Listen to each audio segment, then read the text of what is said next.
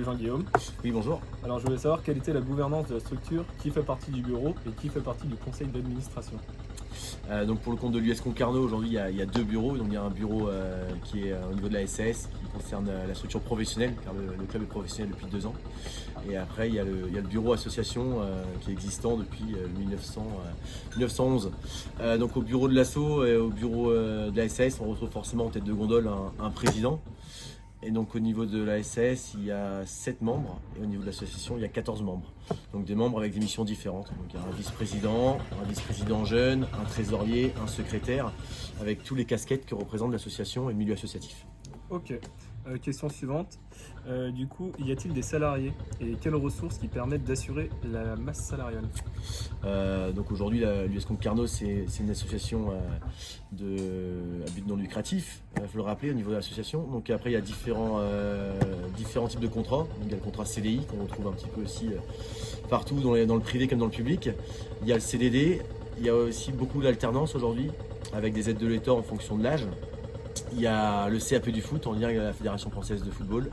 Il y a le service civique en lien avec l'État.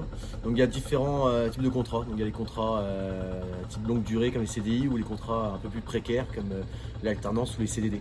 Voilà. Après, au niveau du club, il y a aussi l'effectif professionnel où tous les joueurs sont sous contrat pro. Voilà. Donc si on cumule l'ensemble aujourd'hui, l'US Concarneau, c'est une 50aine de salariés si on fait un mélange de tout type. D'accord, très bien, merci. Et ensuite, en ce qui concerne les ressources financières, quelles sont les recettes de la structure? Pareil, donc dans l'association, il y a différentes ressources. Il y a les ressources, on va dire, qui sont liées directement à l'activité du club, qui sont liées à la billetterie, la boutique, les soirs de match avec buvette restauration. Donc tout ce qui est l'aspect hospitalité qui va rapporter de l'argent. Aussi les partenaires avec les prestations qui sont liées à la communication sur les maillots ou des prestations VIP, les soirs de match. Vous avez le département, la région qui subventionne aussi sur le club. La CCA, donc la CCA c'est tout ce qui est lié à l'agglomération, la mairie, donc ça c'est tous les partenaires dits institutionnels, les partenaires privés sur du sponsoring, donc soit du sponsoring pur ou soit sous forme de mécénat où les entreprises sont susceptibles de défiscaliser de l'argent aussi dans leurs impôts en donnant un coup de main aux associations. Donc tout ça donne un budget à l'US Concarneau, donc à différentes échelles. Voilà. Il y a des clubs aujourd'hui qui vont avoir un gros mécène et donc qui vont pouvoir avoir une grosse masse salariale et du budget. Nous à l'US Concarneau, on est plutôt sur un petit budget avec plusieurs mécènes et les institutionnels. Et en ce qui concerne l'Assemblée Générale 2024, pourquoi et comment organise-t-il les Assemblées Générales? Donc les assemblées générales, il faut le savoir, sont obligatoires. Donc nous on a 2 assemblées générales. Il y a une au niveau de la SAS qui se fait en petit comité du coup avec les membres de la SAS pour faire un bilan financier, moral sur la structure professionnelle.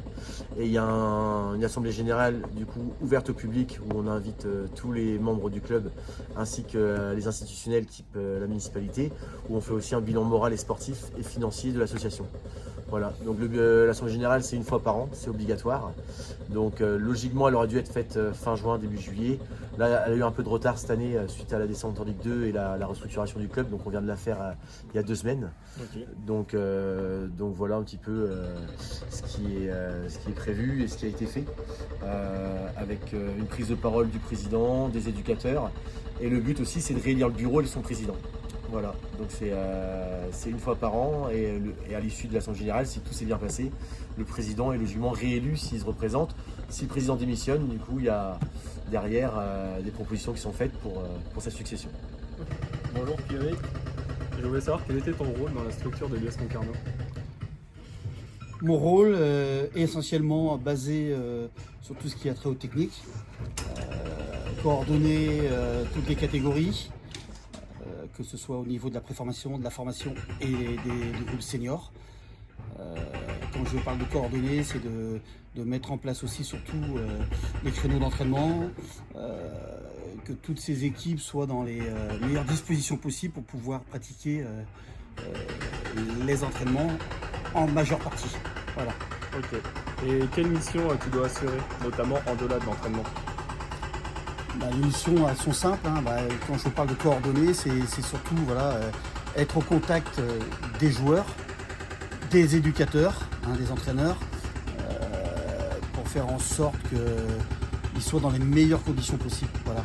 Alors après aussi au niveau des joueurs, ça engendre d'être proche d'eux, d'essayer un maximum, d'être beaucoup dans le dialogue, dans le discours, hein, pour être dans, on dirait, un objectif, d'être dans une fixation d'objectifs individuels de chacun. Ok, merci beaucoup.